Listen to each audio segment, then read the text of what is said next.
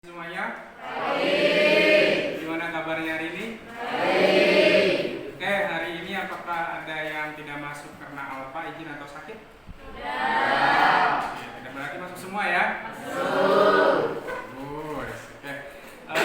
Sebelum kita lanjut ke materi, ya kita berdoa terlebih dahulu. Silahkan ketua kelas pimpin doa terlebih dahulu. Siap, gerak. Oke, kemarin kita sudah membahas tentang persamaan dasar akuntansi, dan pada pertemuan kali ini juga kita masih membahas tentang persamaan dasar akuntansi. Hanya saja pada pertemuan ini akan lebih lengkap karena Bapak akan memberikan contoh dari persamaan dasar akuntansi. Salon menginvestasikan uang sebesar 50 juta untuk modal usaha. Nah, modal usahanya di sini masuk ke aktivanya atau harta yaitu 50 juta. Nih, 50 juta. Di pasifanya masuk ke modal. Sama 50 juta. Kemudian di keterangannya adalah modal awal. Kemudian pada tanggal 2 terdapat apa?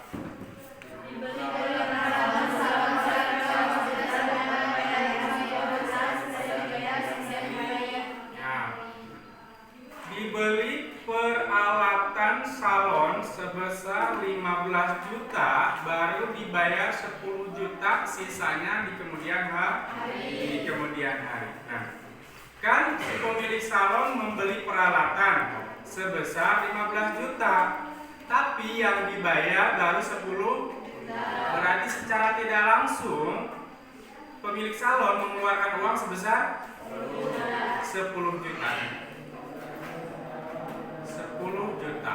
Kasnya kurang 10 juta. Kasnya kurangnya 10 juta. Kenapa di sini dikasih kurung buka dalam kurung? Karena ini menandakan minus. Jadi dalam hitungan akuntansi, minus kalian tidak boleh pakai min 10 juta gini. Nggak boleh, tapi dalam kurung. Dalam kurung di sini artinya adalah minus. Ya. Berarti uang kasnya kurang 10 juta karena beli peralatan 15 yang dibayar hanya baru 10. Sedangkan perlengkapan atau peralatannya adalah seharga 15. Ini salah satu aset, berarti bertambah aset dong, seharga 15.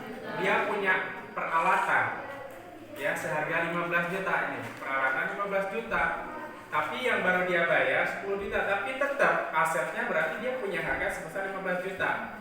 Nah, kemudian karena baru dibayar 10 juta, yang 5 jutanya masuk ke utang atau kredit. Nih, sini. Masuknya ke utang, masuknya adalah ke pasifa di sini. Ya. Otomatis misalnya ini. Udah misalnya dalam sehari melakukan transaksi segitu aja. Dihitung. Ya, dihitung. Kalau di sini kan belum dihitung. Kalau kalian menghitung, misalnya anggaplah nanti kita hitung ya, kalau ini transaksi dalam sehari.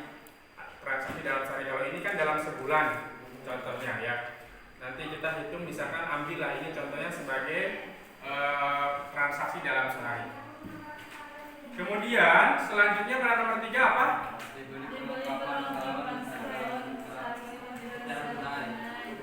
Dibeli perlengkapan salon seharga 5 juta, dibayar tunai ya.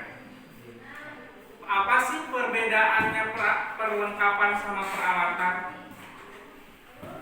Perlengkapan yaitu sesuatu barang yang jangka waktunya itu usianya cepat. Misalnya perlengkapan seperti ATK dan sebagainya yang mudah habis.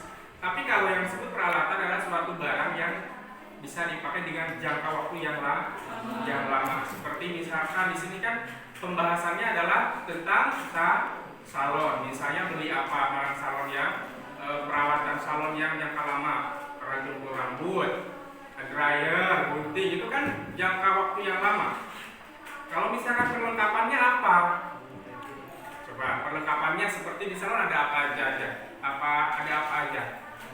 Pewarna rambut, sampo. Nah, itu kan salah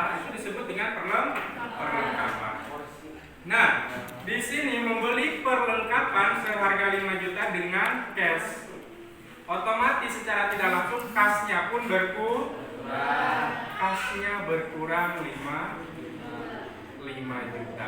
Tapi kasnya berkurang 5 juta, asetnya bertambah 5, yaitu perlengkapan. Catat di sini. Nah, ya. Kemudian pada tanggal 4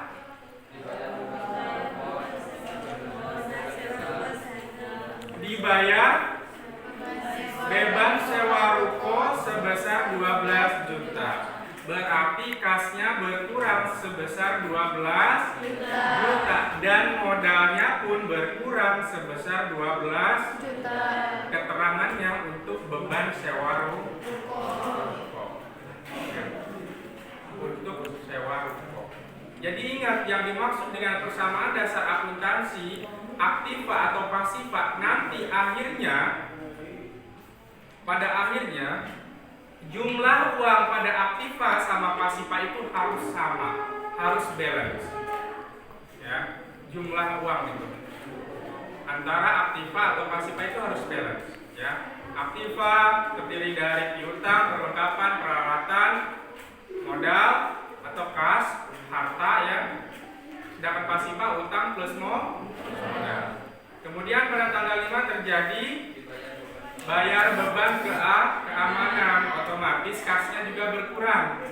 Karena untuk bayar beban keamanan yaitu 500, di modalnya pun sama berkurang 500.000. Kemudian pada tanggal 6 mendapatkan penghasilan jasa salon sebesar 1 juta, berarti secara tidak langsung kasnya pun nambah 1 juta. Modalnya kira-kira nambah nggak?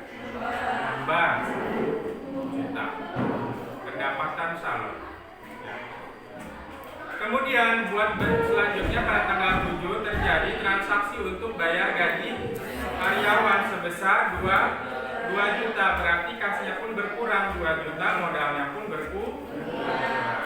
Dan pada tanggal 8 ini apa pada tanggal 8? Mendapatkan pendapatan salon sebesar 500.000, tapi baru dibayar 300.000. Nah, berarti pendapatan salonnya 500.000, tapi yang baru dibayar 300.000, berarti uang kas yang masuk cuma 300.000. Yang 200.000-nya masuk ke piutang.